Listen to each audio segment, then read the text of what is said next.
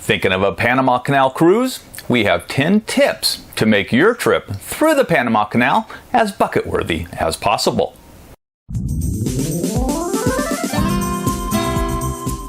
Hi, this is Bob with Bucket List Cruise and Travel. We have just returned from a cruise through the Panama Canal, and you can see some footage of our balcony by watching this video here. But today we have some information that will be helpful no matter which cruise line you choose. And stay tuned for the end for our special tip that will set your experience apart from the rest of the crowd. The locks of the Panama Canal are an engineering marvel, and every time I go through the system, I am in complete amazement. We have been through the Panama Canal locks a few times, and we do have some tips to share with you on how best to see and experience this bucket list destination.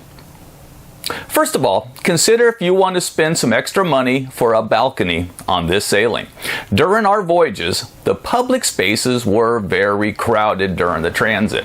Not only were the decks crowded, but out on deck, you are completely exposed to the sun or rain or whatever nature throws at you. So consider how close you want to be to the others and whether you want some private space of your own or not to view the canal, and how comfortable you are being exposed to the elements. Panama is usually hot or rainy, and if you're lucky, it could be both hot and rainy on the day you go through. This trip through the locks does take quite a while, so consider your level of comfort for this journey. Second, if you decide that you want a balcony, you will need to consider where on the ship you would want the balcony to be. There are many decisions to make. Should you be forward? Should you be aft? I would say for the best viewing in Panama, you should go forward. On some balconies like the ones here, these balconies provide a close up front view of the entering the locks, and this is where the action takes place. Now, I don't prefer a front balcony almost any other time, but for the Panama Canal, this is where I believe you get the best view. Now, if you can't get into the front, I would next head to the very back. Why? Well, all the same action that you would be seeing up front, you will see in the back, just delayed and viewed in reverse. So instead of seeing the locks open, you will see the locks close behind you. You will still hear all the bells and see all the action and all the workings of the locks from either the very front or the very back. In my opinion, after considering front and rear, only then should you consider a side balcony if your major reason for taking this cruise is to view the locks in action. Third, consider if you want a cover on your balcony.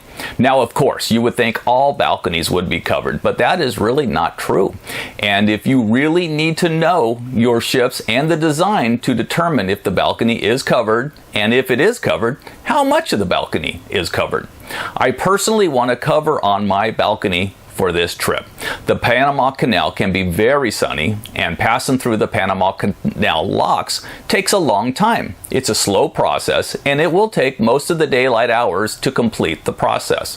Think about how much sun you will get if it's sunny and how wet you will get if it's rainy.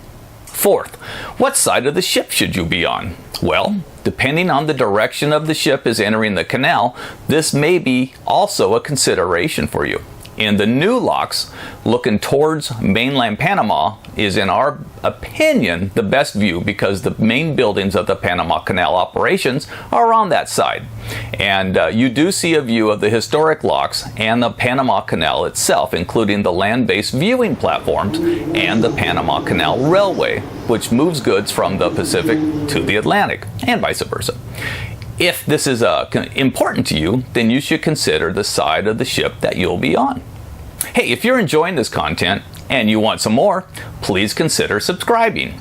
We are on the home stretch in reaching our first 1,000 subscribers, and we would love for you to join us and be a part of the inaugural 1,000 of the Bucket Brigade. Fifth, partial transit. Is that good enough? In our opinion, if you want to experience the canal, yes. I get the appeal of saying that you did a full transit, and we have done too, but if you just want to go and experience the Panama Canal, you will get the experience by a partial transit. So unless it's important for you to say, I did a full, complete transit, I would recommend a partial transit if that's all you have time to do. But I do prefer a full transit as I experience more of the canal. What do you think? Have you done a Panama Canal transit? Would you agree? Let me know in the comments below. 6. Plan to get up early. Most likely your transit will begin at daybreak. We had to set our alarm so we didn't miss a thing. The positioning started around 6 a.m. and the pilot came on board just around 5:30. So plan that the Panama Canal is going to be an early day for you. Next, this is a great morning to order room service. Morning. Morning. Oh, How thank are you.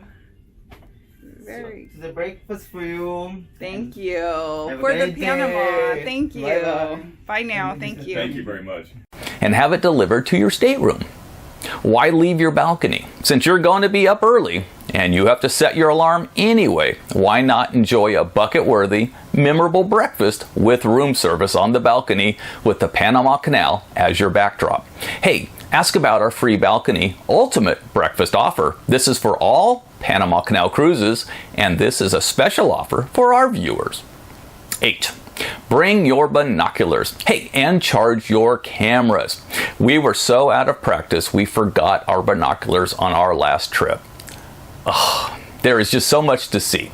You will be close to shore, but binoculars allow you to view wildlife and even see more marine operations up close. 9. After a great morning of viewing, move about the ship.